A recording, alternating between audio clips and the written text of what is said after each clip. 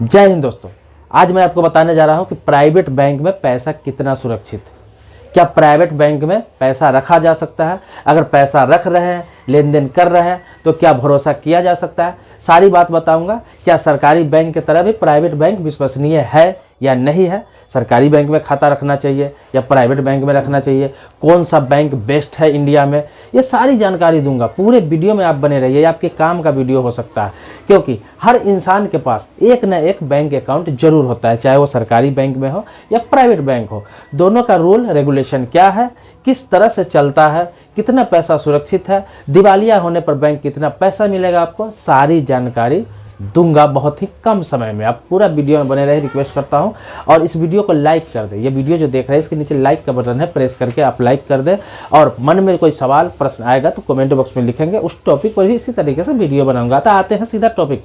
आपकी जानकारी के लिए बता दूं कि सबसे पहले मैं आपको बताऊं कि state bank of India, bank of Baroda, Punjab national bank, Indian bank, union bank of India, सरकारी यही 5 बैंक है जो बड़ा बैंक है। और यही बचा अब सरकार के पास पूंजीपति बैंक देखा जाए तो यही 5 सरकारी बैंक बचा। बाकी जो आपने सुना होगा पहले, इलाहाबाद बैंक, देना बैंक, आंध्रा बैंक, या फिर oriental bank of commerce, United bank, ऐसे ऐसे जो छोटे बैंक थे जो दिवालिया होने के कगार पे थे, जिसका बिजनेस अच्छा नहीं था, इन सभी का विलय इन सभी बैंकों में कर दिया गया।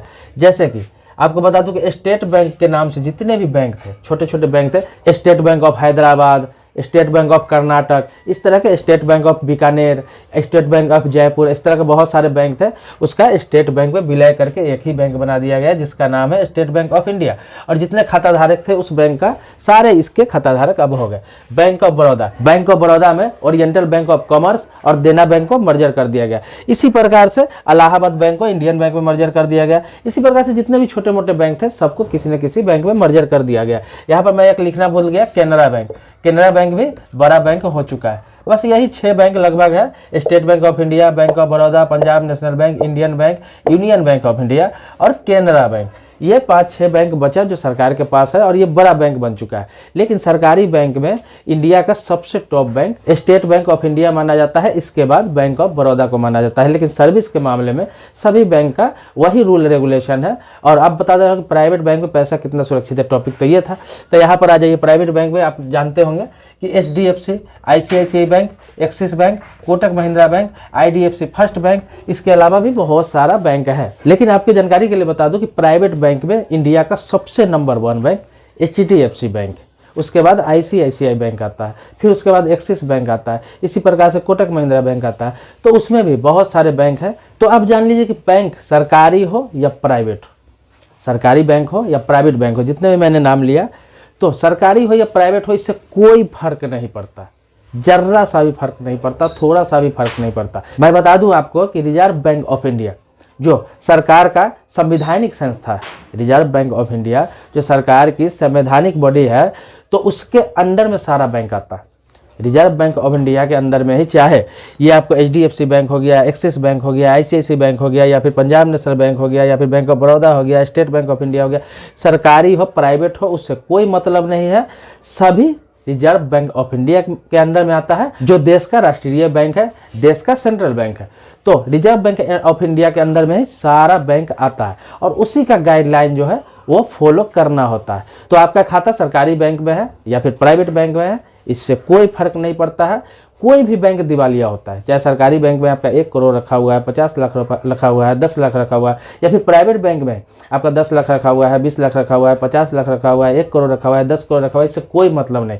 इसमें से कोई भी बैंक दिवालिया हो सकता है। अगर बिजनेस अच्छा नहीं रहा बैंक का तो दिवालिया हो सकता है। और चाहे प्राइवेट बैंक दिवालिया हो या फिर सरकारी बैंक दिवालिया हो, कोई भी बैंक जो RBI के अंडर में काम कर रहा है, उससे लाइसेंस ले रखा है, तो प्राइवेट बैंक हो या सरकारी बैंक हो, कोई भी डूबता है, किसी भी प्रकार से दिवालिया होता है, तो आपको सिर्फ और सिर्फ 5 लाख रुपया ही मिलेगा। कितना? सिर्फ 5 लाख रुपया, चाहे आपका वहाँ 5 करोड़ जमा क्यों ना हो। रिजर्व बैंक ऑफ इंडिया सिर्फ 5 लाख का ही जिम्मेवारी लेता है। वो क्यों लेता है? क्योंकि हर अकाउंट का 5 लाख का इंश्योरेंस RBI आपका करके रखता है। तो इंश्योरेंस कोई नॉर्मल कंपनी इंश्योरेंस नहीं करता है, सरकार का ही एक संस्था है वो इंश्योरेंस करता है, जिसका नाम है deposit insurance and credit guarantee corporation, जिसे DICGC कहा जाता है, तो उसके द्वारा इंश्योरेंस किया जाता है, जो RBI के अंडर में आता है। तो वो इंश्योरेंस रहता है वहाँ, आपका 5 करोड़ हो, 10 करोड़ हो, 10 लाख हो, 15 लाख हो, 20 लाख हो, उससे कोई मतलब नहीं है। बैंक दिवालिया होता है तो RBI सिर्फ 5 लाख ही आपको देगी, और 5 लाख से कम रकम है अगर किसी बैंक में, वो बैंक दिवालिया होती है, तो फिर पूरा पैसा आपको मिल जाएगा। अब बहुत लोग ये जानना चाहेंगे कि प्राइवेट बैंक जैसे HDFC, ICICI में बचत खाता, चालू खाता जिसे करेंट अकाउंट कहते हैं, इस तरह के खाते बहुत सारे लोगों को है जो बहुत ज़्यादा लेन देन करते हैं। प्राइवेट बैंक में जैसे HDFC हो गया, ICICI, एक्सिस बैंक, इनमें उन्हीं लोगों का खाता होता है जो बिजनेसमैन होते हैं, या फिर ज़्यादा पैसे वाले होते हैं, व्यवसायी होते हैं, या फिर बड़े नौकरी वाले होते हैं, वो लोग डालते हैं, क्योंकि उसका मिनिमम बैलेंस कम से कम 10,000 रुपया रखना होता है, मिनिमम बैलेंस। अगर व्यवसायी है तो आपको मिनिमम बैलेंस 25,000 रुपया रखना होता है उस अकाउंट पर, जहाँ प्राइवेट बैंक में HDFC, ICICI, एक्सिस बैंक में आपका खाता है। तो अगर वो बैंक डूबता है तो आपको 5 लाख रुपया ही मिलेगा। लेकिन सिक्योरिटी के मामले में कहा जाए तो अगर ज़्यादा लेन देन करते हैं तो आपको सरकारी बैंक से बेहतर सर्विस भी प्राइवेट बैंक देता है, और वहाँ सिक्योर भी आपका पैसा ज़्यादा होता है।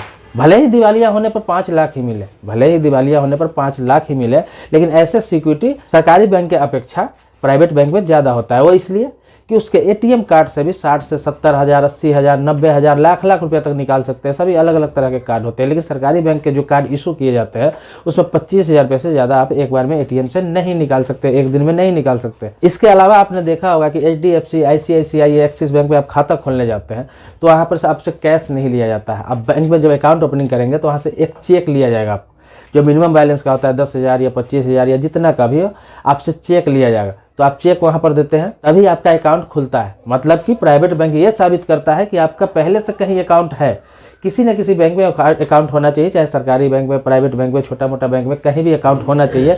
उसका चेक देकर आप ओपनिंग कर सकते हैं। आपका आधार कार्ड, पैन कार्ड और एक चेक लगेगा जिस पर आपका पैसा भरा हुआ रहेगा, और उस ओपनिंग बैलेंस से खुलेगा वो। तो पहले कन्फर्म कर लेता है कि आपका अकाउंट पहले से है और आप लेन देन कर रहे हैं, उसी आधार पर दूसरा अकाउंट खुलता है। देखिए सिक्योरिटी कितना है, जब आपका पहले से अकाउंट है तभी इसमें अकाउंट खुलेगा, अकाउंट नहीं है कहीं तो इसमें अकाउंट आपका नहीं खुलेगा। जबकि आप सरकारी बैंक में खाता खोलने जाते हैं तो वहाँ आप 2,000 हो, 1,000 हो, 3,000 हो, जितना आपके बैलेंस है, मिनिमम बैलेंस 1,000 से भी, और गाँव का ब्रांच है, मतलब कि गांव का ब्रांच है, किसी पंचायत का ब्रांच है, ग्रामीण क्षेत्र का ब्रांच है, तो वहाँ 500 में भी खाता खोल सकते हैं। 500 रुपया से बचत खाता खोल सकते हैं आराम से। लेकिन प्राइवेट बैंक कहीं भी है तो मिनिमम 5,000 तो आपको लगेगा ही, ग्रामीण क्षेत्र में भी है तो 5,000 से ही अकाउंट ओपनिंग कर सकते हैं। इसीलिए नॉर्मल लोग बहुत कम उसमें अकाउंट खुलाते हैं।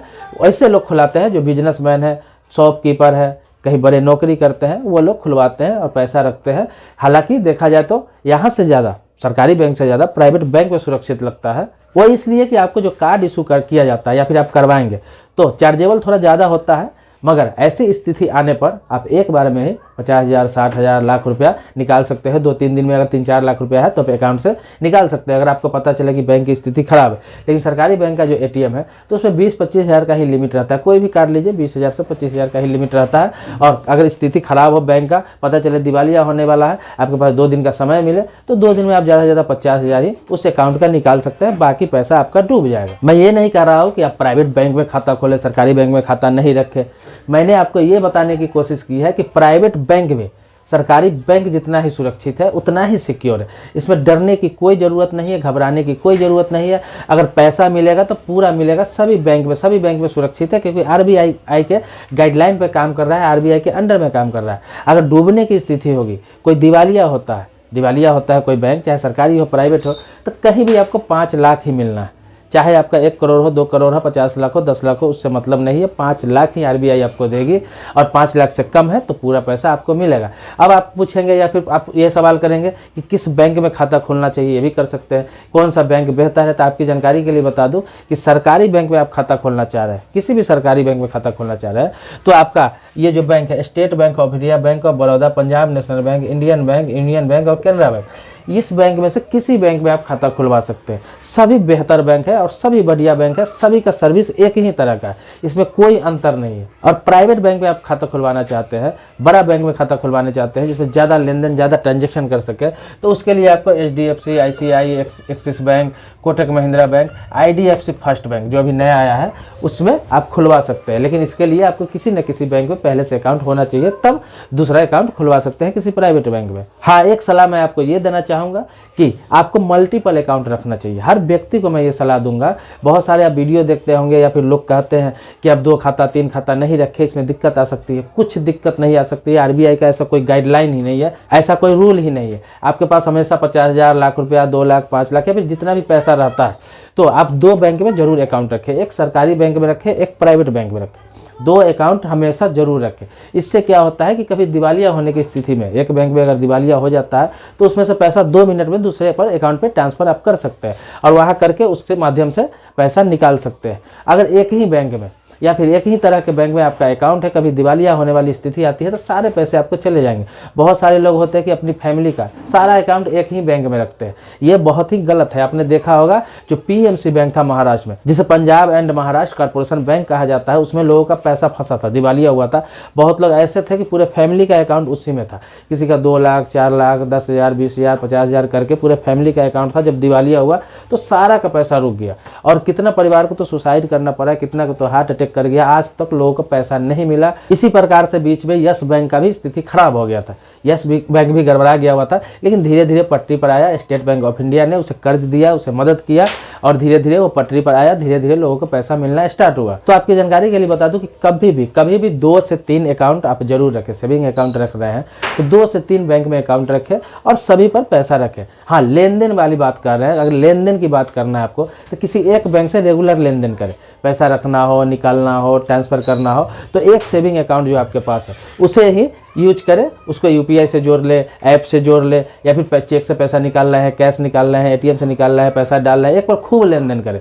अब बाकी 2-3 अकाउंट एक्स्ट्रा रहेगा तो उस पर जो एक्स्ट्रा पैसा आपको बचत का बचे, जो एक्स्ट्रा पैसा जो बचत खाता कहते हैं, बचत खाता इसीलिए होता है, जो एक्स्ट्रा पैसा जिस पैसा का काम नहीं हो वो उस पर रखे। थोड़ा बहुत जितना जितना रखना है वो रखे, तो वो पैसा आपका तीनों जगह अलग अलग पार्ट में रहेगा। एक बैंक से इसलिए मैं बोल रहा हूँ लेन देन करने के लिए, ट्रांजेक्शन करने के लिए। आप ITR फाइल करते होंगे, इनकम टैक्स रिटर्न फाइल करते होंगे, तो उसमें वो अकाउंट आपके यूज में आ जाएगा। जो ट्रांजेक्शन रहेगा उस हिसाब से ITR फाइल कर सकते हैं। बाकी अलग अलग अकाउंट आप जरूर रखें, 2-3। एक अकाउंट के भरोसे नहीं रखें।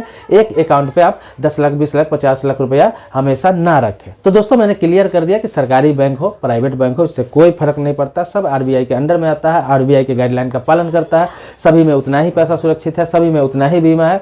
तो आपको घबराने की जरूरत नहीं है। आप किसी भी एक बैंक में खाता खुलवा सकते हैं। इसके लिए किसी प्रकार की टेंशन लेने की जरूरत नहीं है। RBI के अंडर में कोई बैंक काम कर रहा है तो समझिए सबका सेम ही काम है। किसी को सुरक्षित असुरक्षित नहीं कह सकते। दोस्तों मेरे चैनल पर नए हैं, पहली बार आए तो मेरे चैनल को सब्सक्राइब कर लीजिए। अगर आपने पहले से सब्सक्राइब कर रखा है तो इसके लिए कोटि कोटि धन्यवाद देता हूँ। इसके लिए आभारी हूँ आपका।